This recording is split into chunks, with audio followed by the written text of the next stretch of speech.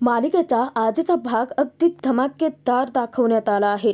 कारण जीवा नंदिनी दोघेही आता मांडवात तर पोहोचले आहेत, परंतु त्यांना पोहोचायला खूपच उशीर झालाय. कारण काव्या पार्थचं लग्न तर संपन्न झालंय. आता धक्क्यात असलेले हे दोघेही, ज्यांना नंदिनी जीवाला तो या मांडवात येताच मोठा धोका मिळाला आहे, त्याबद्दल ते दोघेही पार्थ काव्याला या सगळ्याचा खडसावून विचारतात. तर जीवाने तिथे आता काव्याला खूप मोठी अट घातली आहे. परंतु नंदिनी जीवाला जो धोका मिळालाय, त्यांच्या मनात त्या दोघांविषयी जो गैरसमज निर्माण झालाय, तो आता काव्या पार्थ कसे दूर करतील आणि जीवाने काव्याला नक्की कोणती अट घातली ते या भागात पाहणारच आहोत. त्यासाठी भाग शेवटपर्यंत बघा. लग्नानंतर होईलच प्रेम मालिकेच्या 22 फेब्रुवारीच्या भागामध्ये शेवटी पार्थ काव्याने लग्न करून तेथून निघून जाण्याचा निर्णय घेतलेला आहे. दोघांच्याही जीवाची तितकीच घुसमट होते, परंतु दोघांनी आता मनावरती दगड ठेवून हा खूपच मोठा निर्णय घेतला आहे. तर तोचपर्यंत जीवा नंदिनीला घेऊन येतोय. नंदिनी देवाकडे प्रार्थना करते की सगळंच ठीक होऊ देत, परंतु नंदिनीच्या येण्यापूर्वीच सगळी परिस्थिती आता विस्कळीत झालेली असते. इकडे मांडवात मंगलाष्टकांना सुरुवात सुद्धा झालेली असते. काव्या सतत बाहेर पाहत असते, कारण तिला वाटत असतं की कदाचित जीवा येऊ शकतो. तिच्या मनात कुठेतरी आशा असते की जीवा येऊन हे सगळं वेळेस थांबवू शकतो. परंतु जीवाला यायला आता खूपच उशीर झालेला असतो. मंगलाष्टिका जेव्हा सुरू झालेल्या असतात, तेव्हा वसू आत्याची तर नुसती चिडचिड होते.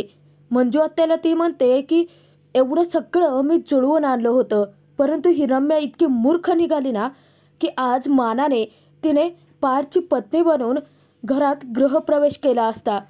आता ही कटकट आपल्या घरात येणार. सगळ्याची नुसती माती केली या रम्याने, असं म्हणत वसू आत्या नुसता संताप व्यक्त करते. तेव्हा मंजूच्या आत्या तिला शांत राहायला सांगते. मंगलाष्टकांना सुरुवात झाली असता काव्या पार्थ दोघेही नुसते रडत असतात, कारण हे लग्न आता त्यांच्या मनाविरुद्ध गावकऱ्यांच्या हट्टापायी झालेलं असतं. इकडे नंदिनीच्या जीवाला मात्र खूपच घोर लागून राहिलेला असतो. जीवाला ती म्हणते, हे बघ, आपण उगाचच वेळ वाया नको घालवायला, तू गाडी थांबव, आपण कोणाचा तरी मोबाईल घेऊयात आणि घरी फोन करूयात. तेव्हा उलट जीवा तिला सल्ला देतो की अगं आपण पोहोचतच आलोय, थोड्या वेळात पोहोचू सुद्धा. तेव्हा नंदिनी म्हणते की हे बघ जीवा, मांडवात पोहोचण्याआधी उशीर नको व्हायला, उगाचच माझ्याबद्दल सगळ्यांच्या मनात गैरसमज नको व्हायला, कारण सगळ्यांनी ते व्हिडिओ पाहिलेत. तेव्हा जीवा म्हणतो की असं काहीही होणार नाहीये. अगं सगळ्यांचा तुझ्यावरती पूर्ण विश्वास आहे, स्पेशली पार्थ दादाचा तर खूपच. मला सांग की त्या मुलाचं नाव काय आहे? तेव्हा नंदिनी सांगते की दीपक. तर जीवा तिला विचारतो की परंतु दीपकने असं का केलं तुझ्यासोबत? घडलेली अख्खी कहाणी नंदिनी मोठ्या विश्वासाने जीवाला सांगूनही टाकते. तर ती सांगते की तो दीपक आमच्या आनंद निवासात कामाला होता. त्यानंतर माझं आणि पार्थचं लग्न ठरलं होतं. एक दिवस तो आला आणि डायरेक्टली मला प्रपोजच केलं. मी त्याला नाही म्हणाले होते, मी त्याला सांगितलं सुद्धा होतं की माझं लग्न ठरलंय, परंतु त्याची विकृती इतका टोकाला जाईल मला कधी वाटलंही नव्हतं. तेव्हा जीवा म्हणतो की नशीब, त्यांच्या गाडीमध्ये मी तुला पाहिलं आणि वेळीच तुझा पाठलाग केला. तेव्हा नंदिनीही म्हणते की नाही नाही, अरे तू होताच म्हणून सगळी परिस्थिती वेळीच हाताळली असती, नाहीतर काय झालं असतं काय माहिती, असं म्हणत नंदिनी ढसढसं रडायला लागते. आता जीवालाही तितकंच वाईट वाटतं. नंदिनी जसा विचार करत असते त्याच्या सगळं उलटच घडलेलं असतं. उलट सगळी परिस्थिती ही हाताबाहेर गेलेली असते. इकडे मांडवात मंगलाष्टिका संपन्न सुद्धा झालेल्या असतात. त्यांच्या दोघांमधला अंतर्पाठ हटवल्यानंतर गुरुजी पार्थ काव्याला एकमेकांना हार घालायला सांगतात, परंतु दोघेही अगदी सुन्न झालेले असतात. दोघेही तितकेच हताश होतात. काव्याला तर सतत जीवाची आठवण येते. आता दोघेही फक्त एकमेकांकडेच पाहत असतात. पार्थ नंदिनीचा विचार करतो आणि काव्या जीवाच्या विचारात असते. तर मानिनी आता पार्थच्या खांद्यावरती हात ठेवते आणि त्याला काव्याच्या गळ्यात हार घालायला सांगते. तर काव्याला जीवासोबतचं बोलणं आठवतं. ती जीवावरती ओरडली सुद्धा होती की आठवड्यातून एक दिवस ठरवून मी इथे येऊन दिवे का लावते मंदिरात, कारण आपल्या दोघांचं लग्न व्यवस्थित पार पडावं. काव्या अगदी थरथरत्या हातांनी पार्थच्या गळ्यात हारही घालते. तर पारचा आता धीरच होत नसतो, त्याची हिंमतच होत नसते. तेव्हा मानिनीकडे तो पाहतो, तर मानिनी काव्याच्या गळ्यात हार घालायला सांगते. आता पारसुद्धा मनावरती दगड ठेवून काव्याच्या गळ्यात हार घालतो. इकडे नंदिनी इतकी रडत असते, जीवाला ते काही पाहवत नाही. जीवा तिला धीर देतो, तिचं सांत्वन करतो की हे बघ, तू अजिबात रडू नकोस, आपण वेळेत पोहोचूच. आणि पारदादांना हातात हार घेऊन तुझी वाट पाहत बसला असेल. परंतु मांडवामध्ये जातात या दोघांना खूप मोठी शॉकिंग न्यूज मिळणार असते. तर जीवाला खूप साऱ्या जखमा झालेल्या असतात आणि त्याला त्याचा त्रासही होतो.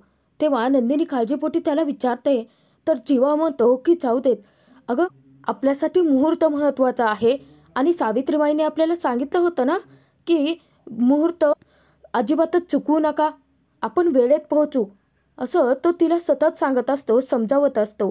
तर इकडे मांडवात मात्र पुढच्या सगळ्या विधींना सुरुवात झालेली असते. जेव्हा अग्निप्रतिष्ठेच्या विधीला सुरुवात होते, तर गुरुजी तिथे आता पार्थ काव्या या दोघांनाही अग्नीमध्ये तूप घालायला सांगतात. काव्या तर पार खचून गेलेली असते. या विधीमध्ये तिचं लक्षच नसतं, कारण तिला सतत तिचा जीवा आठवतो. तेव्हा शारदा पुढे येते आणि काव्याला पारच्या हाताला हात लावून ती विधी पूर्ण करायला सांगते. आता या सगळ्या परिस्थितीमध्ये काव्य स्वतःला दोष देते आणि सतत तिला जीवाचं बोलणं आठवतं, कारण जीवाचा हट्ट होता की त्यांच्याबद्दल घरच्यांना सांगितलं पाहिजे. परंतु काव्याचा हा हट्ट होता की आधी स्वतःच्या पायावरती उभं राहायचं आणि मगच घरच्यांना सांगायचं. आणि आता कुठे काव्याला खूपच वाईट वाटतं की जर त्यावेळी जीवाचं ऐकलं असतं तर कदाचित ही परिस्थिती ओढावली नसते. त्यानंतर गुरुजी सांगतात की आता कन्यादानाच्या विधीला आपण सुरुवात करूया. या सगळ्या विधी चालू असतात, परंतु काव्याच्या डोळ्यातलं पाणी मात्र थांबलेलंच नसतं. कन्यादानाच्या विधीला आता सुरुवात झालेली असते. तर इकडे जीवा मात्र अजूनही याच भ्रमात असतो की सगळेजण नंदिनीची वाट पाहत असतील. पुढे जेव्हा ते मांडवात येतील, नियतीने पुढे नक्की काय वाढवून ठेवले हे अजूनही त्याला माहिती नसतं. त्याच्यानंतर मंगळसूत्र घालण्याच्या विधीला मांडवात सुरुवात झालेली असते. तर गुरुजी मंगळसूत्र मानिनीच्या हाती सोपवतात. मानिनी पारजवळ ते मंगळसूत्र देते आणि त्याच्या दोन्ही वाट्यामध्ये हळदी कुंकू भरायला सांगते.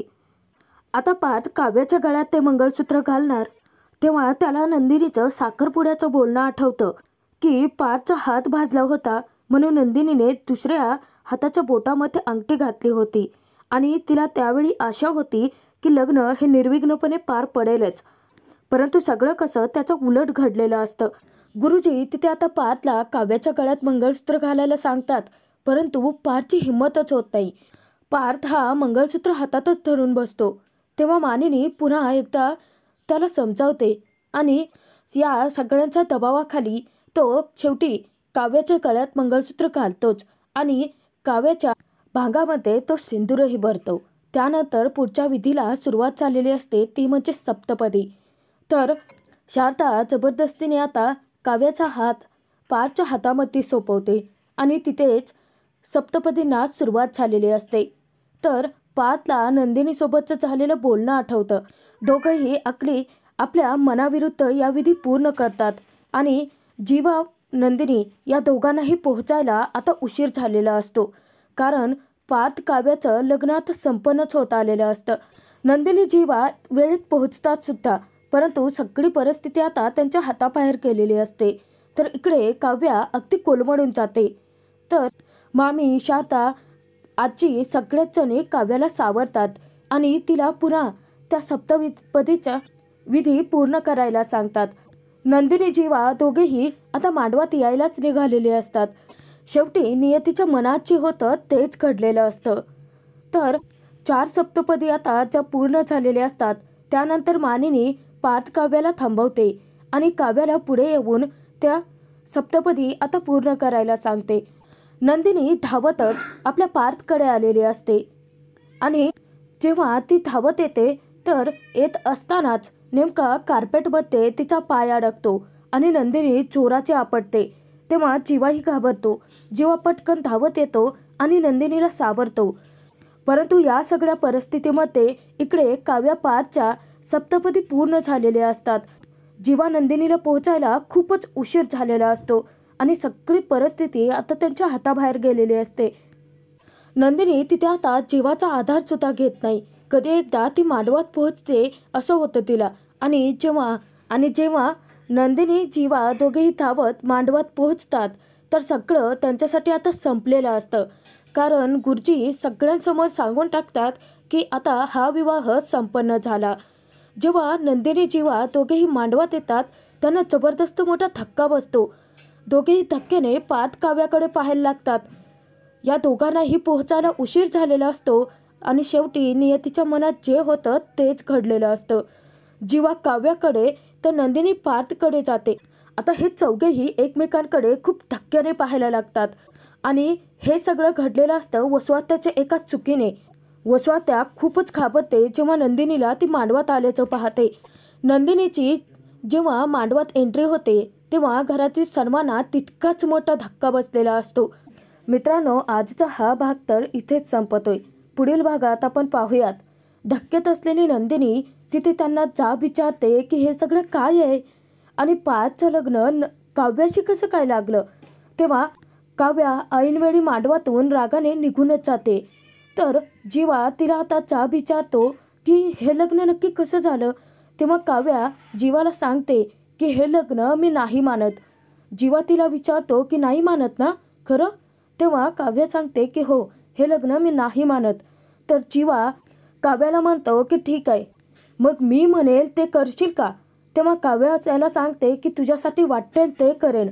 तर जीवा चक्क तिथे काव्याला पार्थच्या नावाचं गळ्यात घातलेलं मंगळसूत्र काढून टाकायला लावतो. आता काव्या खूप मोठ्या अडचणीत सापडते. परंतु पार्थ काव्याचं लग्न तर आता संपन्न झाले. आता नंदिनी जीवाचं लग्न नक्की कसं लागेल ते पाहणं तितकंच मनोरंजक ठरेल.